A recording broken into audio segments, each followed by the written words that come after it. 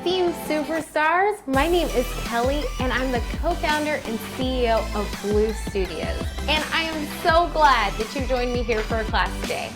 I love coding, I love graphic design, and I am excited to share my love of design with you. I've been coding and doing graphic design since I was a kid, probably about your age. And I love design because it helps you share your ideas and communicate messages to anyone in fun and exciting ways. So let's jump right in. We have a lot to learn and a lot to design today. So for all of you kid designers out there, I don't need to tell you how much fun it is to find the perfect font or text for your design project.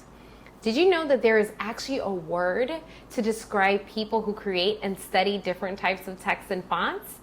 It's called typography. Studying fonts is kind of like studying people. Fonts come in different shapes and sizes and have personalities and different purposes. And they even belong to something that we call families, just like people. So let's look at different types of fonts, and I want you to tell me a little bit of what you think each one says about the design. All right, so the first one we have up is saying, I'm dreaming of a white Christmas. So what do you think that this font represents, or what does that communicate to you? Well, I know for me, it looks a little bit more elegant, kind of formal, like you're going to a fancy ball or something, or a cotillion maybe. So that's what that font communicates to me. So let's go to the next font. So this font says Happy Mother's Day.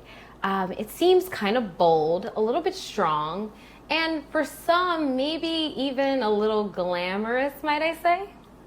I don't know. What do you think? I'd love to hear what you think when you're doing your own projects as well. All right, the next one says Hugs and Kisses, okay? So this font is kind of cute, a little bit more informal, and it's also something a little bit more elementary. Maybe this is a font that you would use for something that's designed for little kids or something like that. All right, let's go to the next font. So this font is really interesting. It says, wishing you a bright 2020, all right? So let me take a look at this font. Kind of looks a little bulky, kind of condensed, so that means it's like squished together. So I'm not quite sure what that conveys, but it definitely is really bulky and bold. So I really pay attention to the 2020 on there. All right, well, let's go to the next one. This is a little bit different too, all right? So this says, visit us at Magnolia Street. So this looks a little bit more old school, like somebody used a typewriter. So I don't know if you're old enough to remember or know what that is, but typewriters were used to write letters and text to people before computers were invented. And the text like that looked like this. The text that was used for typewriters looked kind of like this text right in the middle, right here. And also, I'm not sure if you noticed, but the text on the top and the bottom, above the address and below the address, is a different font. It's actually a font called Montserrat, and it's a font that I actually really love to use quite often. And if you notice, the font letters are kind of spread a little bit farther apart than the ones in the middle. So I want you to remember this example because we're going to talk a little bit later about what that concept means. So hold your thought. Hold that thought. And the last one that we have is, it says, welcome little one. So this is kind of cute, fun, a little funky and wonky. I use this font for fun designs usually, especially when I'm doing designs for kids. But you probably wouldn't want to use this font for something that's about really serious business, right? It's not a formal font at all. So right now, I just showed you probably about 6 to 8 different fonts. But did you know there are over 200,000 individual fonts in the world? And there are new ones created by typographers every day. That's why typography can be so fun and cool. You can even eventually invent your own fonts. How cool is that? But what does typography even involve? So this is what typography involves. It involves selecting fonts or letter styles. So asking yourself, what type of font do I want to use? It also involves choosing lettering styles. So how big or how small the font should be. And line spacing. This is how much space you should have in between each line. And then the letter spacing is how far apart the letters should be. And color is what color should the font be. Not only the text, but also the background of the text be. So what is the color that the text should be on? So let's start with selecting fonts and lettering styles. So let's go with that. So I want you to go to fonts.google.com. So this is a really cool and easy way right here, fonts.google.com. And it's a really cool and easy way to see thousands and thousands and thousands of font. So I want you to choose a font that you really like, all right? And hopefully your parents won't be too mad, but I'm gonna have you download that font family. So let's see. Let's choose Railway. I like this font right here. But you can keep scrolling and scrolling and seeing all the different types of fonts. So I'm gonna click on Railway, and I'm gonna click on download the family, right? And then the font package is usually in this thing called a zip file. And then I'm gonna click open it up, all right? So when I open up, let's do Railway Light, okay? So let's show you that. All right, so basically a font, also called a typeface, is the sum of all these capital and lowercase letters that you see and numbers and symbols within that specific font family. And so a couple of common fonts that you may have seen are called Times New Roman, Helvetica, Arial, etc. So fonts are divided into two primary groups called sans and sans serif fonts. So when you see a font, usually it falls into one of these two categories. So a serif is basically a tail that finishes off a letter stroke. So you see these little tiny tails here that I circled for you? Those are called tails that finish off a letter stroke. So for example, this S, at the feet of this S, you'll see these little serifs. At the bottom of the R, the I, the F, you see these little tails. So those are all called serifs, okay?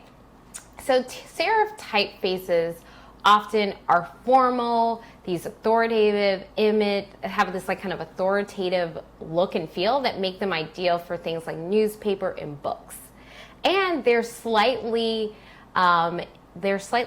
formal style is usually used within it's very subtle and it's used in a very subtle style. So usually something like when you're writing a paper or an essay, you might use something that's more formal serif like Times New Roman, right? So a sans serif typeface or font like Helvetica or Arial features clean lines. So it has none of those little serifs on there. You see, it doesn't have any little tails on it. It's clean. So the word sans, which also derives from this French term, which derives from this Latin term, which basically means without or in the absence of. So remember that sans just means without. So sans serif fonts just means they don't have any serifs. So they don't have any of those little fancy tails. So some people, including myself, like sans serif fonts more because they don't have those extra tails and they can usually be easier to read, especially when you're talking about a computer screen. But for example, people like my mom, on the other hand, she loves serif fonts. She always uses those all the time for anything that she writes and anything that she communicates. So for some, it's really just a matter of preference. Some people can read serif fonts better and other people can read sans serifs.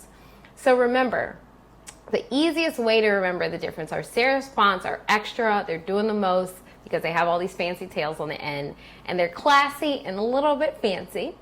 Sans serif, remember the sans means without, are fonts that keep it simple, no frills, they tell it like it is.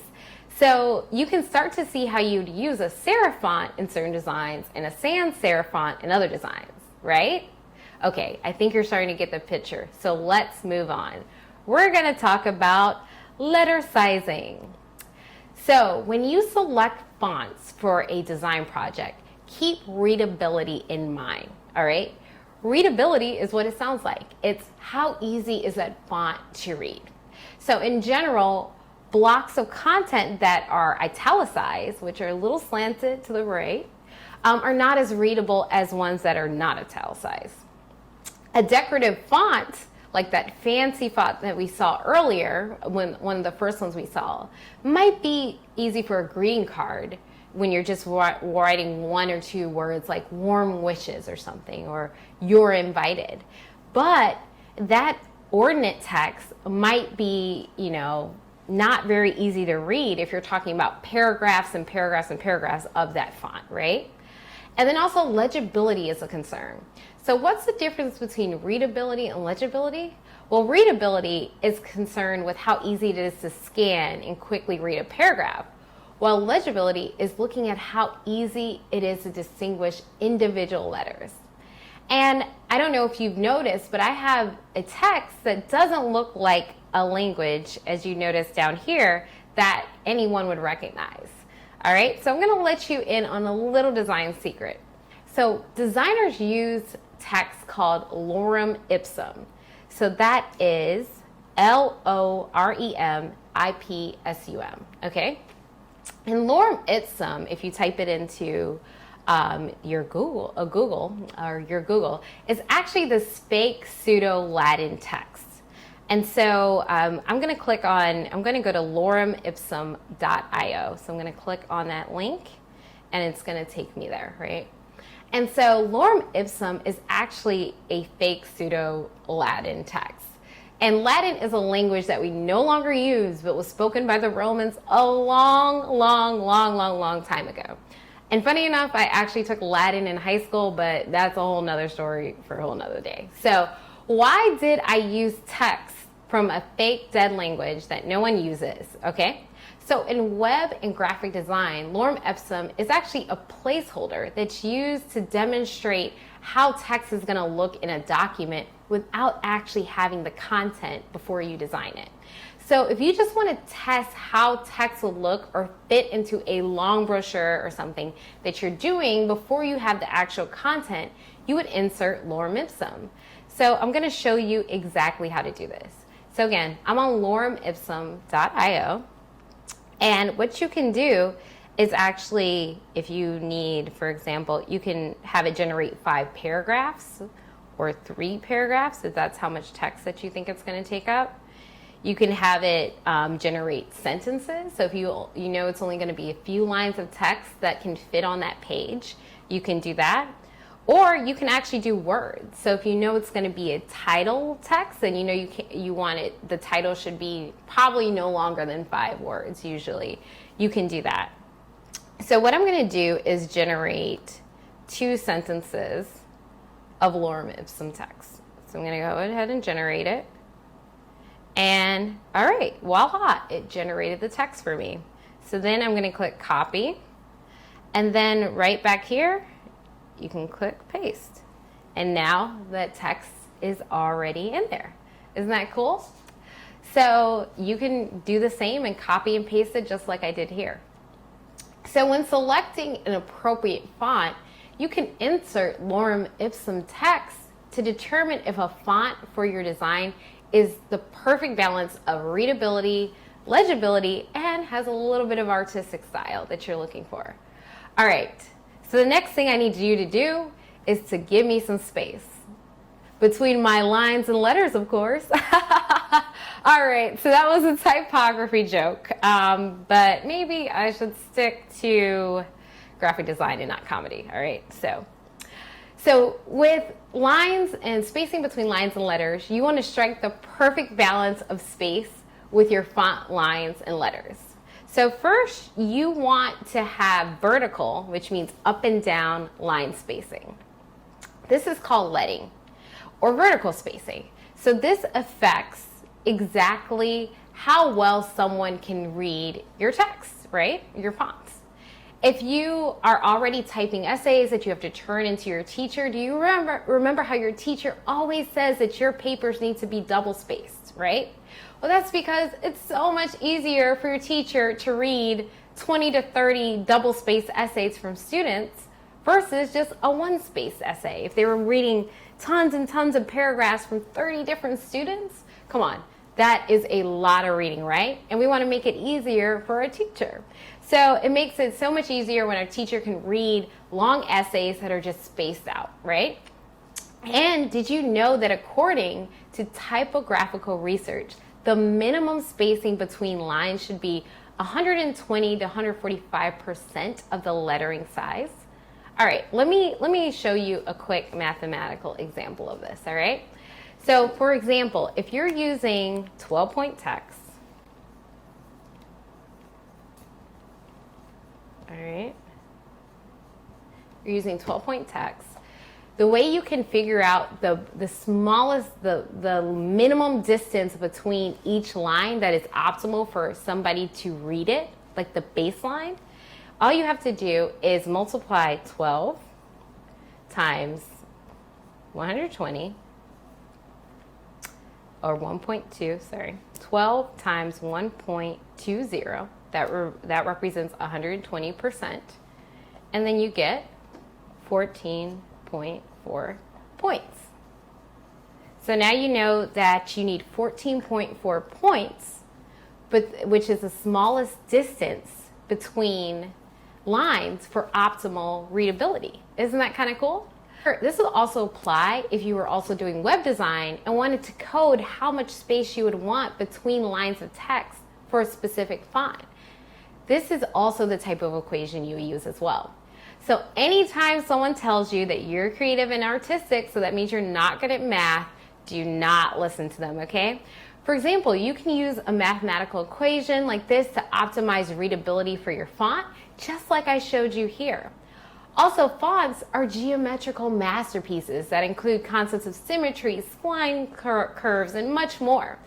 And then there's tracking. So again, don't ever let anybody tell you that you can't be technical, mathematical, and also be creative at the same time, because they both go together, all right? So the next thing I have up is something called tracking or spacing, right, in between each letter. And this is also relevant to the readability of the text, all right?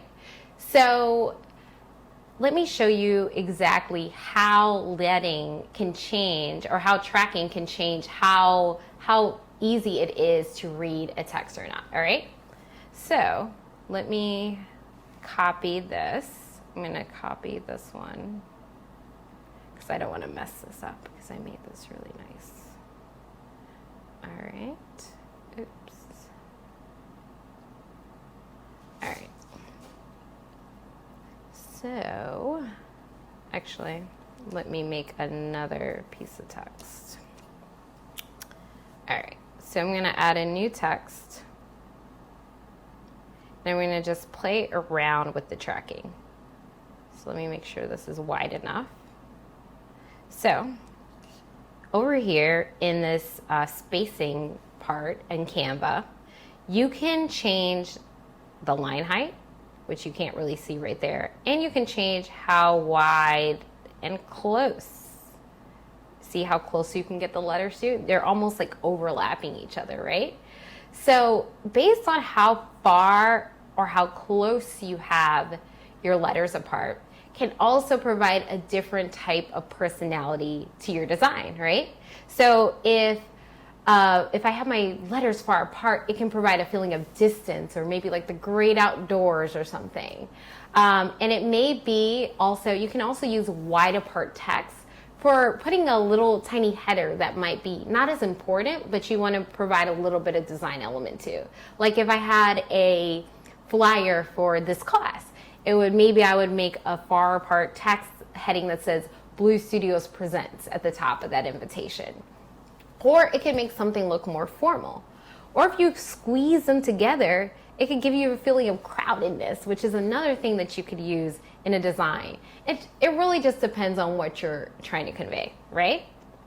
And then last but not least, let's talk about color. Let's give that font a little pizzazz, right? All right, so a professional typographer always considers color and the density of color. And when you're designing a printed design, a business card, or a brochure, or something that needs to be printed, right? And you can also think about the heaviness of the color of the font and also the background when you're also doing online designs as well.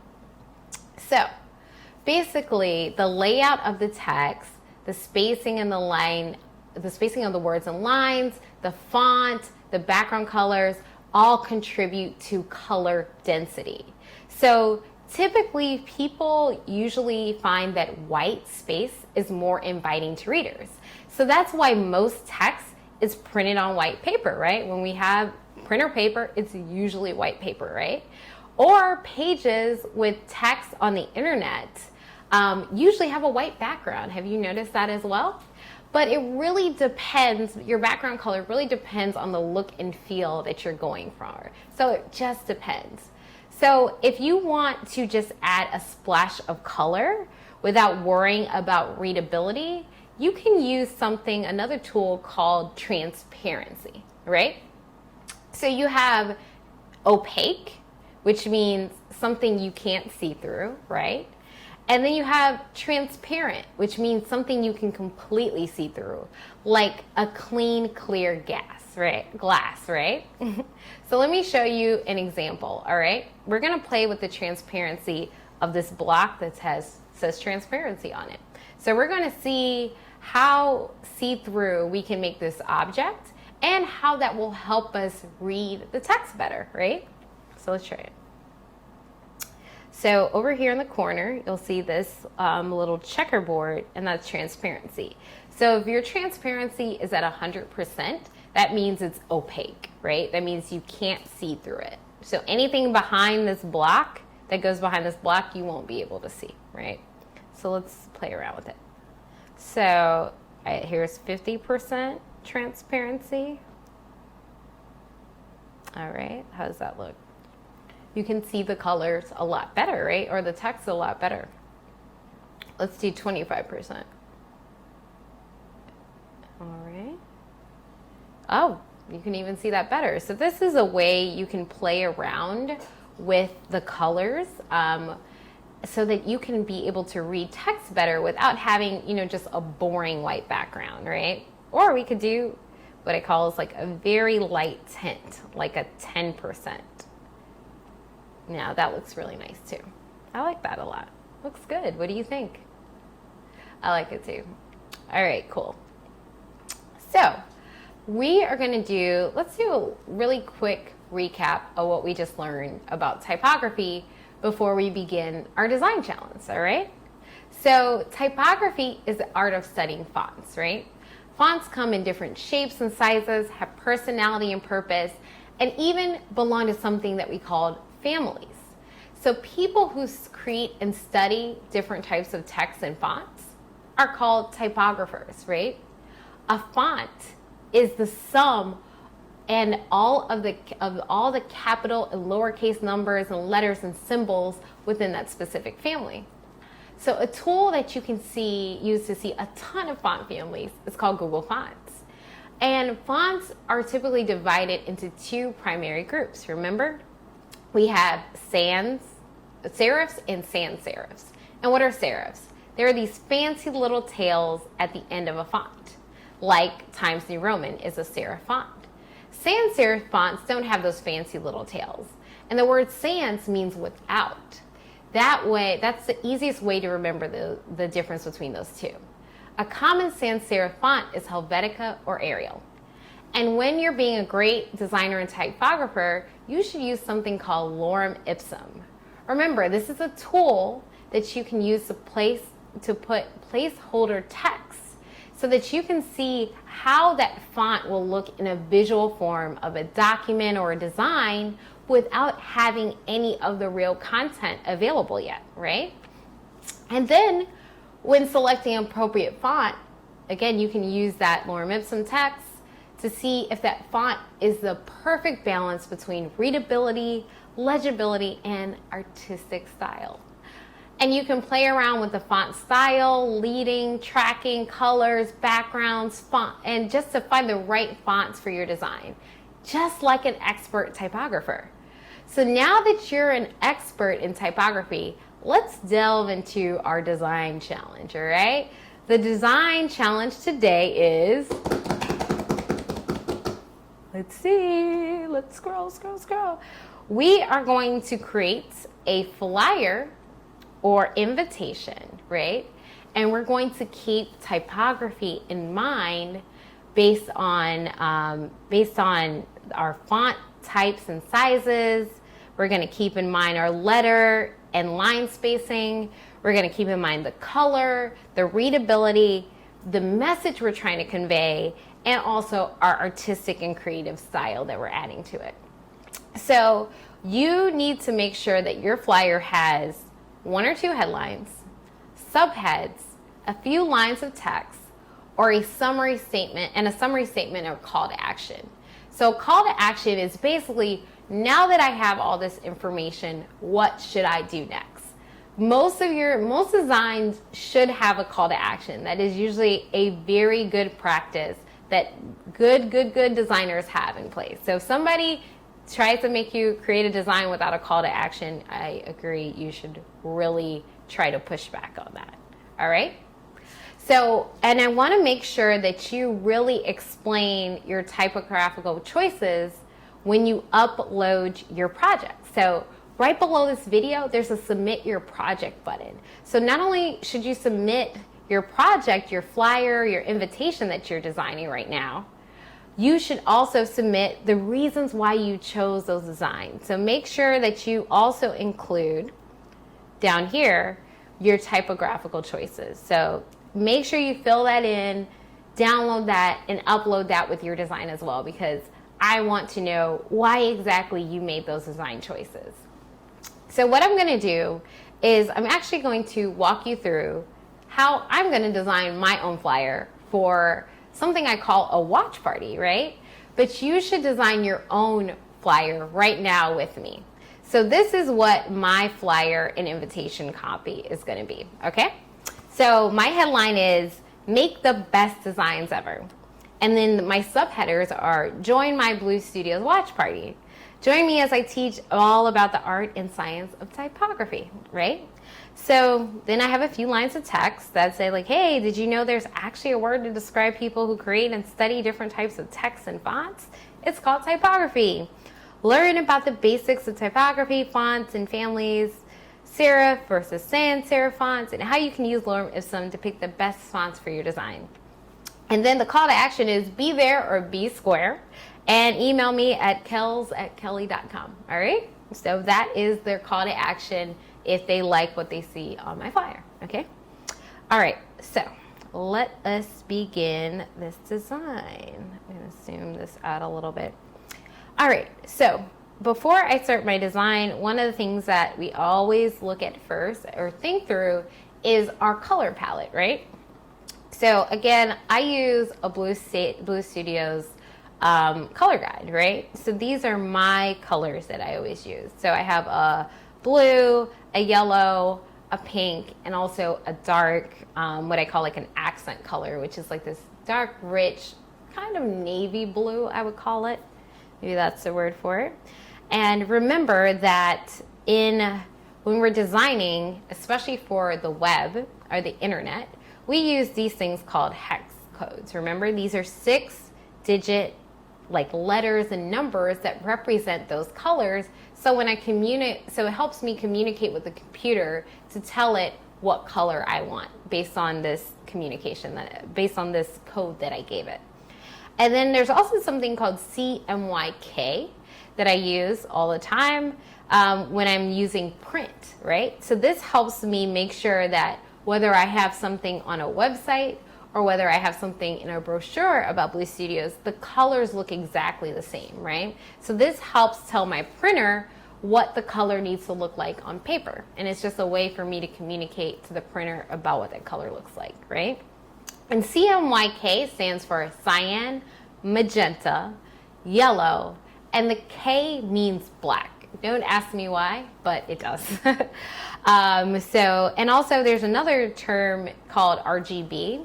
I tend to use hex instead of RGB, and RGB is also used for like digital media, like TV, etc. It's red, green, and blue, right? So it tells you the different percentages of red, green, and blue that you need to make a specific color, and the same thing goes for CMYK. So that's a really quick overview of how you use colors and use these different color codes and combinations to communicate what color you want to display back to you. It's pretty cool. All right, so these are my color schemes. All right, so let me go back. So what I'm gonna do is actually, what I wanna use for this background is a really, really dark blue. So, and the reason why I'm using a really dark blue is because I want, I feel like it's a watch party. So watch parties usually, you have all the lights off, you have the TV on. So that's kind of like the point of view, or like the feeling that I want to bring in this. It's almost like you're at the movies or something, for a watch party. So this is my design. And then along those same lines, maybe I can find let me see, like a TV or a screen or something. Find some type of element that might be good for this. Okay. I'm looking at some of these different designs. Kind of like this. So as you can see, this icon ended up being like a black or a shade of black, right? So I want that to pop against this background. So I'm going to make it, I'm going to make it white, okay? All right. Let's see. So my headline is make the best designs ever, right? So let's look at some of these fonts that I have.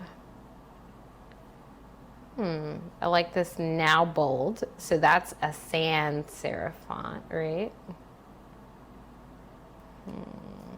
It's kind of boring though. Let's see. Maybe we'll try this. Oh, look at that. That's kind of interesting. Make the best designs ever. It's kind of funky.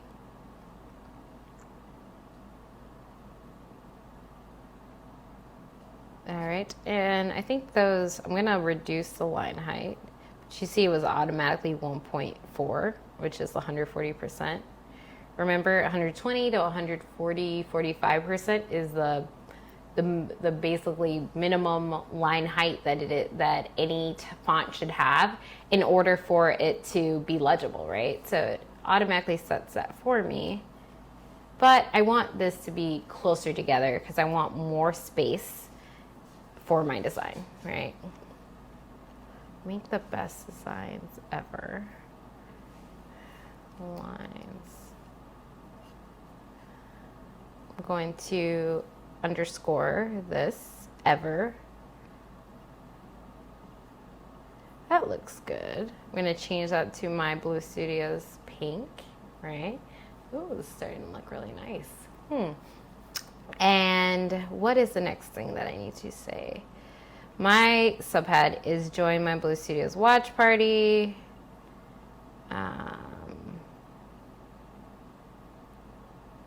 Join me as I teach about the art and science of typography.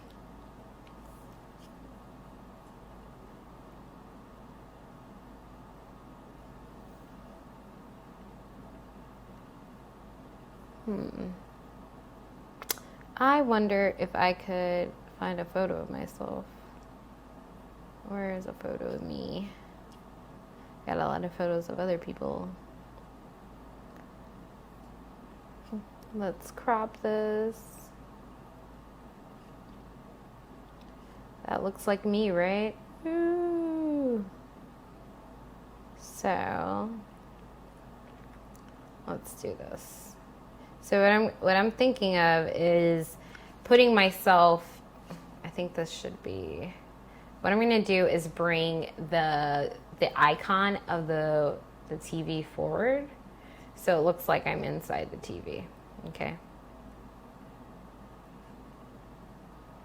All right, let me move this over. And then when you double click on it, you can resize. So that way you guys can see my Blue Studio shirt. And then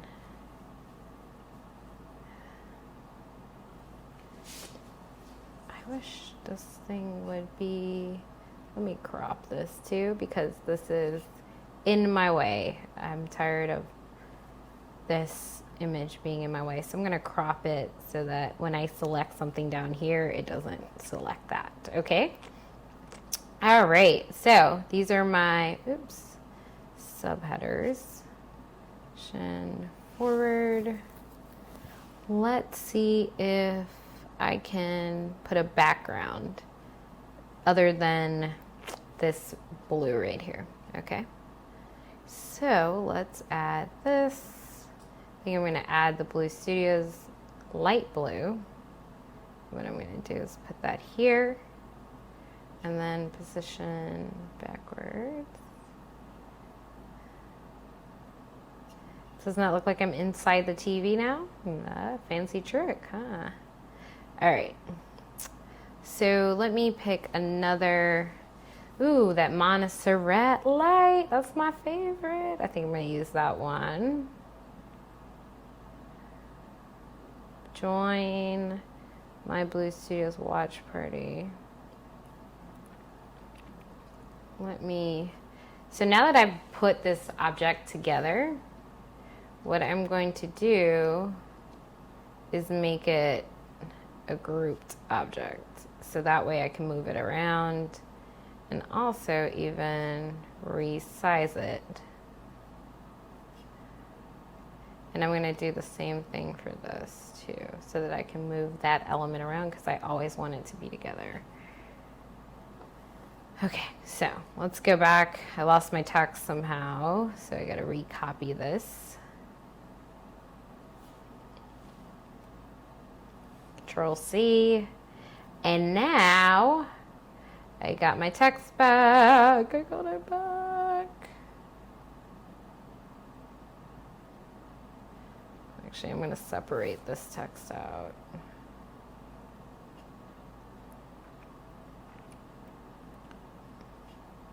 Can't see that. Let's make it white.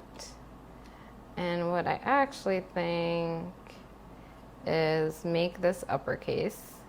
So I'm gonna make this uppercase because I want it to be clear. Let me make this white.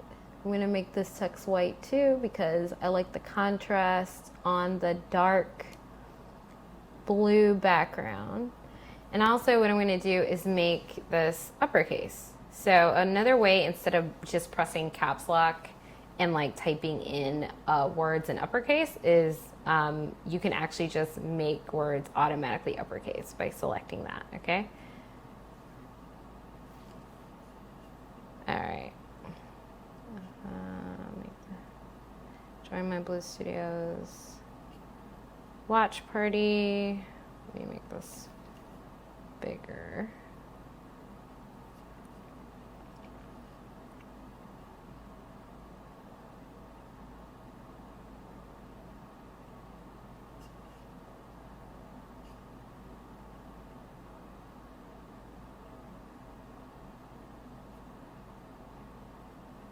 Join my Blue Studios watch party. Let's see. Now, let's think of some other fonts we can use.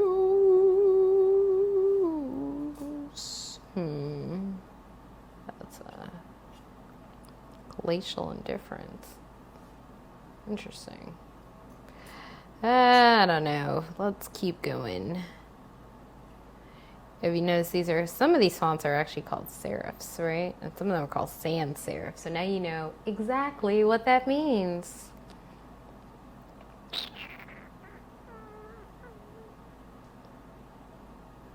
Let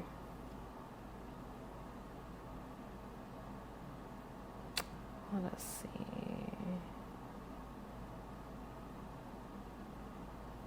Let us keep going. I'm not seeing anything that particularly speaks to me. Let's try this. No, that doesn't. That's too bold, too bold. Maybe you can give me some advice. I'd love to hear some of your feedback on my design as well. So you can tell me how I can improve it. This is Barrio. I don't know. I don't know. That seems a little bit too busy. I kind of like this font. It's calling to me, but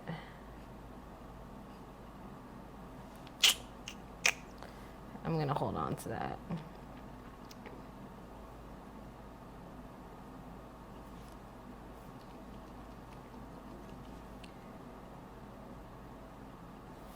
I'm gonna shorten this text.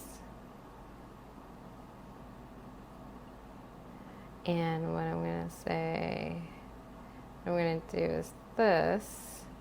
And there's another tool I'm gonna use. I'm going to actually put this Join My Blue Studios watch party in the corner. Because I want to save some space, okay? So I'm going to put this in the corner.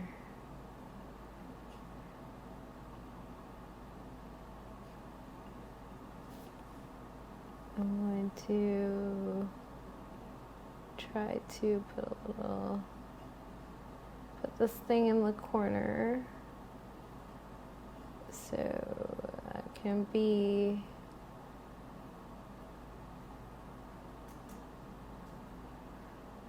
all right. And then what color shall I make this? Let me add in my yellow, my Blue Studios yellow, to see what that looks like.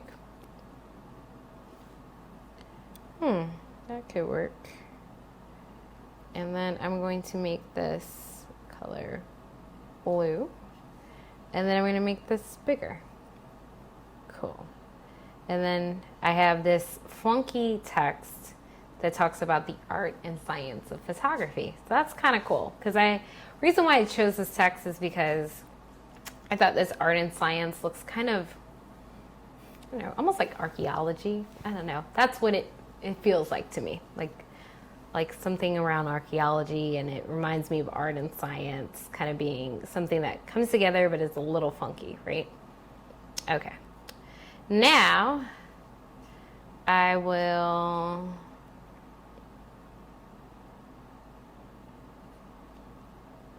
few lines of text.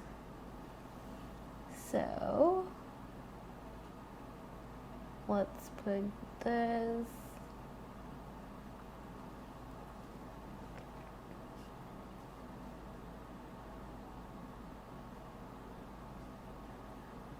Actually, let's do this. I've changed my mind about this blue. I'm gonna ungroup it. I'm gonna move this out of the way. And I'm gonna put myself, just me in here. It's all about me, That's what I say, All right. So I'm gonna put myself in here. I'm going to put myself right there. Let's make sure that you can't see any of the white group. And then I can turn this.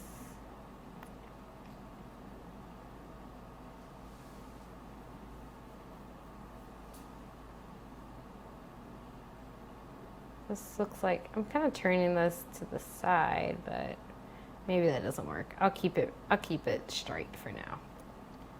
And then let's put, so this is the header, or this is the text, or the main text, right? So let me make this white. So we have this, and Right now, this is Open Sans Light. So remember, sans means no serifs, so it doesn't have those little tails and curls at the end. All right, so I'm gonna paste that. And let's see.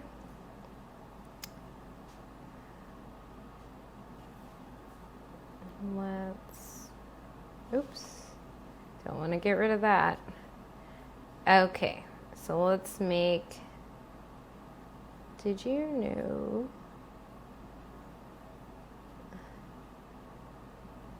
It's called Typography.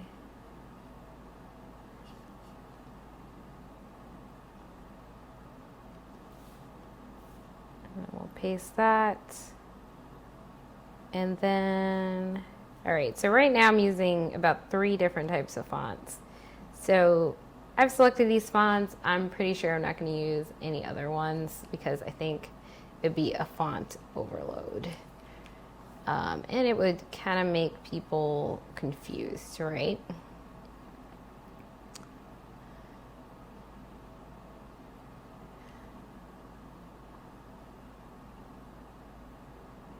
All right, and then we want a call to action, remember? So I gotta make some space for that.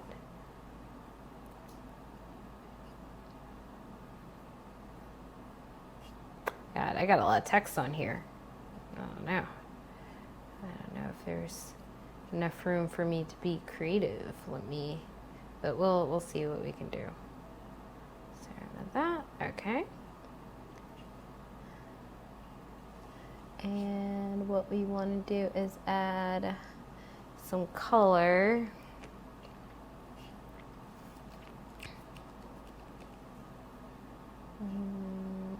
Maybe there's a label I can use, or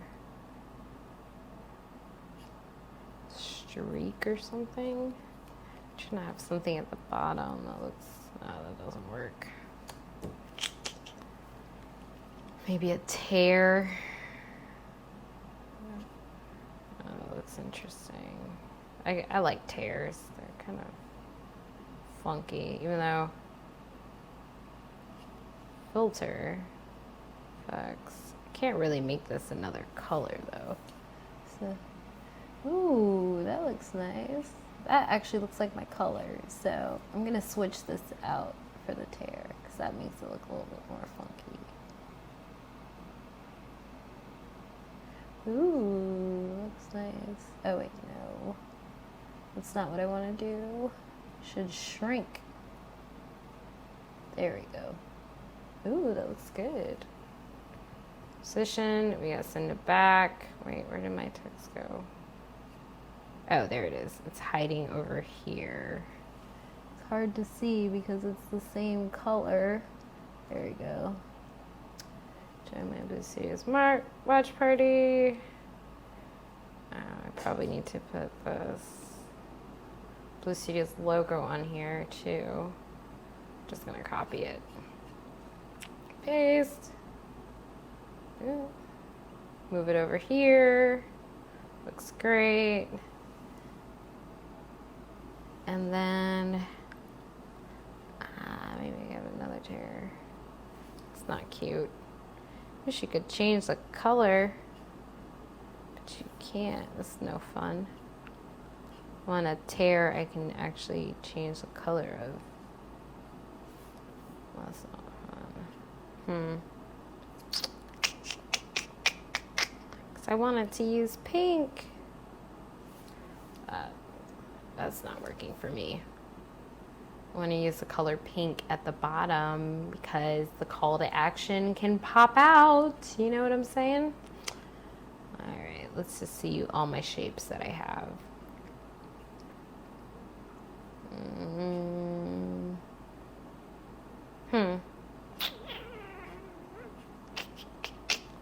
It's kind of interesting. I like those little dots on the side. They're kind of cute. I think I can work with this. I'm gonna bring this forward.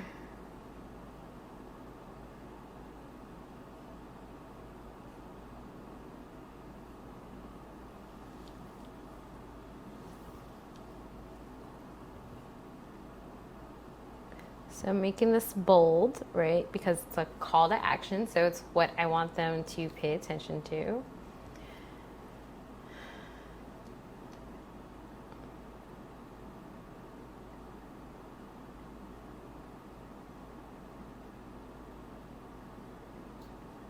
All right. Let me make some more space. It's feeling a little crowded in here. Okay, so let us use the pink, and I'm gonna make all these little dots. I'm gonna make them the Blue Studios blue. Okay, dot, dot, dot. Interesting. All right, let's look at this full screen. Actually, let's zoom it out. Not too bad, not too bad. Let's close this out. Looking good. All right, so this is my first iteration of my design. And what I'm going to do is I'm gonna list all the different, font types and sizes. I'm gonna list all why I chose like the letter and line spacing, right? So one of the things I could do is maybe even play around with this, that's uppercase. Play around a little bit with the letter spacing, like spread it out a little bit so people can see it clearly. Also, I didn't really spread out too many of my lines, but I actually probably could spread out the line height a little bit more to make it a little bit easier to read on these lines now that I think about it, right? So I'm going to spread this out a little bit more. Another thing that I did with this design is I underscored. I had that little line underneath to make the best designs ever, right? So that little line underneath makes you really focus on the word ever, right? And then the colors, obviously I chose our Blue Studios palette, but I chose the dark blue as a background just to make sure that you can see the text clearly and you can possibly see it from far away. Like what if I wanted to print this, right? And then in terms of readability, I think it's pretty decent, but another way that I could do this is share this with friends or family and see how well it is, how easy it is for them to read, and also talk to them about like, what's the first thing you notice within this design, right? And then the message that I'm getting across is a watch party, right? So I have me inside of a little TV or screen. That kind of looks a little bit interesting. And then of course I have a couple artistic and creative touches, like for example, like that underscore, my little rips on the side and how I put text inside of the little page tear rip. I chose this bottom with the little dots on the side so that you could focus on it almost like it was like, you know, hammered in there, right? Like you had like a little nail that had a blue top and you're like hammering it on the side. So those are some of my artistic and creative touches. But, you know, I want to make sure that you submit your project below. Remember the submit your project button. And make sure you upload your design, and then upload another page about why you made those typographical choices that you did with your text. I really want to see them. And remember, there really is no wrong or right answer. What I want you to focus on is being thoughtful about why you chose every single element on your design and what each element conveys to someone reading it for the first time, right? Awesome. So I had such an amazing time going really, really deep into fonts and typography. I cannot wait to see what you're going to design and build. So I cannot wait to see you on the next stream, you STEAM superstar. All right, I'll see you later. Wow, wow, wow. Did you guys enjoy that lesson? Yeah, I did too. I literally learn something new every time I watch a Blue Studios class, right? You too? So cool, my mind is blown! But the fun doesn't stop here just because that class is over. No way! You can do this project over and over and over. And next time, watch it with a friend. STEMming is always better with friends. Remember to follow Blue Studios on social media, post your projects, and tag Blue Studios. We may feature your project on our page, and if you enter one of our contests, you could win cool prizes. It's real! And remember to check out the live calendar to book your next class, but if you can't make it, you can always check out the classes later, live, on demand. All right, keep STEMming.